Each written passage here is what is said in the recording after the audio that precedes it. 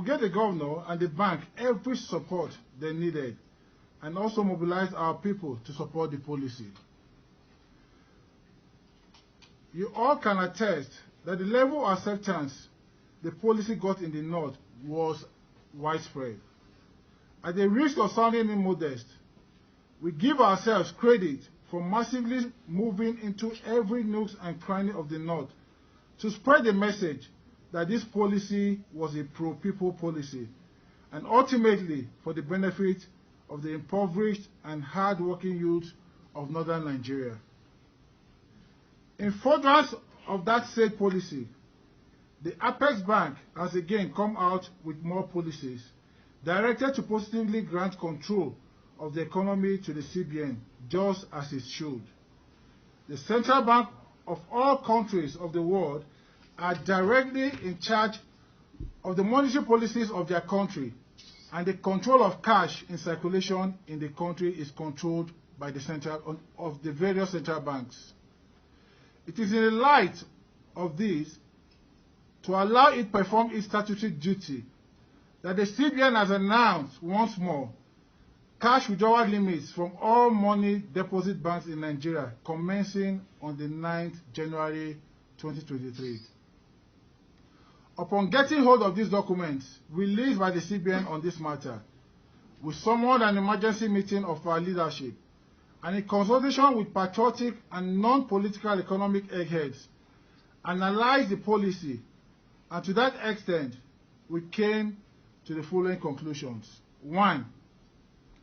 That we, the Middle Belt Youth Forum, and the Arawa Youth Consultative Movement, are excited about the decision of the CBN to introduce new cash withdrawal limits into the nation's banking and financing sector. 2.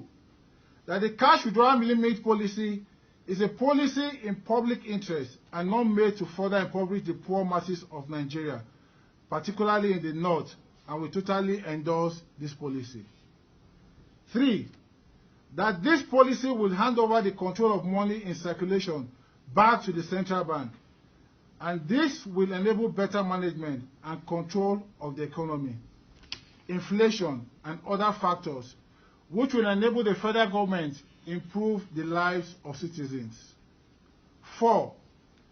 The policy is a leader blow to vote buyers and election riggers who ordinarily would be planning on how to compromise the 2023 general elections against the collective democratic will of the people. 5. That the policy tightens the noose around the neck of money launderers who cannot have access to unaccounted cash with which to enhance their illegal trade. 6. That we urge all lawmakers of northern extraction in both chambers of the National Assembly not to lend any support at all to any unpatriotic elements who approach the National Assembly to get them to oppose the policy. We have been informed of moves by some corrupt politicians to infiltrate particularly the House of Representatives and lure the members to oppose the policy. We are also using this medium to call on members of the National Assembly, particularly those of the House of Representatives, to resist plots by corrupt and unscrupulous politicians to use the Assembly to attack the policy. Information at our disposal shows that there are plans by these politicians to lure lawmakers to discredit the Buhari government and the cash withdrawal limit. Let the lawmakers and others who have been enlisted to discredit the laudable policy know that posterity will not judge them well if they should yield themselves as a willing tool in the hands of those bent on disrupting this policy. The CBN directive on cash withdrawal limits favors Nigerians. Fintechs like Flutterwave, Paystake, Interswitch, Paga, and others, as more transactions will be done online. With the telecoms like MTN's Momo, Airtel's Smart Cash, and close money master entering the payment space. It will further accelerate e-transactions in rural areas, thereby expanding the goal of financial inclusion in Nigeria. The government stands to gain too in the area of more tax revenue capture, reducing the loopholes for money laundering and informal transactions mostly done in cash. 7. That for every worthy policy such as this, there will always be questions of timing, with people asking, why now? To them we say, the best time to implement this policy is now. 8. With the anticipated inevitable removal of petroleum subsidy, government will have more funds at its disposal, and if this policy does not kick in properly before the subsidy removal, corruption and looting will be at unprecedented heights. This is indeed the best time for this policy. 9. Government cannot plan and execute properly its economic policies if it does not have all factors within its control. This policy will definitely aid government to plan better for the benefit of citizens. 10. That upon consideration of all factors and their impact on the economy of Nigeria, and in furtherance of our previously held position on the redesign of the Naira, the Arewa Youth Consultative Movement, and the Middle Belt Youth Forum unanimously passed a vote of confidence on the Governor of the Central Bank of Nigeria, Mr. Godwin Emefiele, for this bold step at allowing the relevant institutions of state to take control of our economy.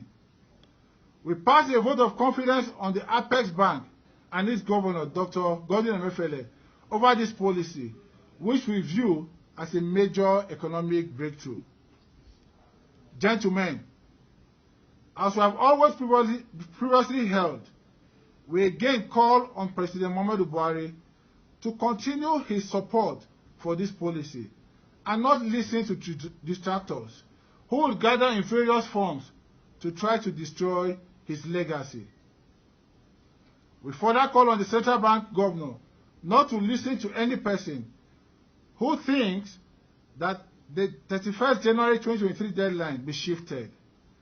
That date is sacrosanct, and any move to shift it will erode all benefits of the policy and will fully be resisted by this organization. In 2023, there will be a general election.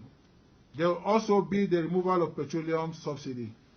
These two events have the capacity of pumping unofficial money into the system, and if the central bank does not have control of the situation, the Nigerian economy can get out of hand and citizens will suffer for it.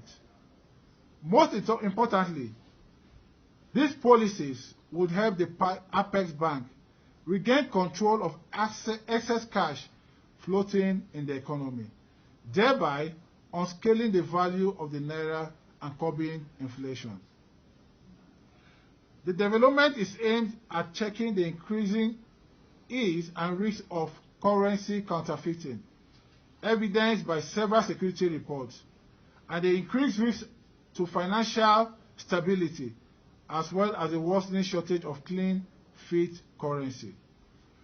With the attendant negative perception of the central bank, investing in cashless infrastructure will not only reduce the cost implication of cash maintenance, curb insecurity, reduce corruption, reduce financial losses, but more importantly, lead to more investment in financial infrastructure, job creation, and ensure that financial services are available in all parts of the country.